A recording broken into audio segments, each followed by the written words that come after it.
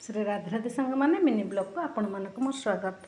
तो सबुदिन पर आज मो नित्यकर्म सरी सारा। तो ठाकुर पूजा बर्तमान मुझे कर सारे। देखो बर्तमान मो ठाकुर पूजा देखो सांग मैंने बर्तमान मोर ठाकुर पूजा कलापर प्रार्थना कली। प्रार्थना कलापर गीता भागवत पढ़ी। तापर बो आमर प्रार्थना कर गीता भागवत पढ़ी चाह बिस्किट खाई फार्म पलैले। तो बर्तमान मु चली किचेन रूम।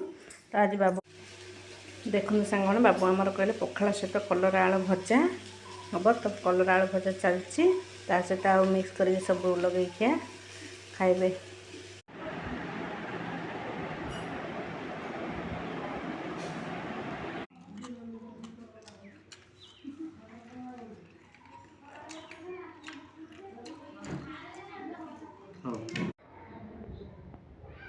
तो सांग मैंने पलि आसली बर्तमान किचेन रूम लंच बनवाई।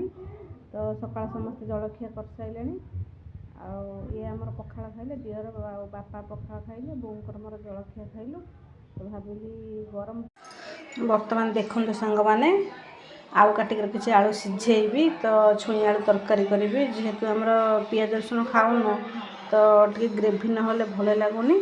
तो से आलू को सिझेबी छुई आलू तरकारी हे भेंडी भजा हे। बर्तमान देखते सांग मैंने एपटे भेंडी भजा बसई एपटे प्रेसर आलू सिझा चली। बर्तमान रोषे कंटिन्यू चलुची। एपटे देखते सांग मैंने तो दही बैगण बनवाई मैं दही ये प्रस्तुत कर दही सब आम आड करवा कौन कौन देखु।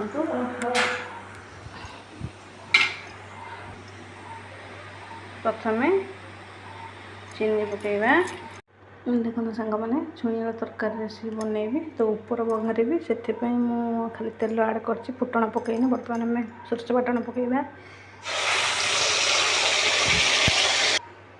यही समय हलदी तो बर्तमान देखो सांग मैंने आमर पंच फुटण फुटीगला। यही समय आम धनिया पत्र आड करवा।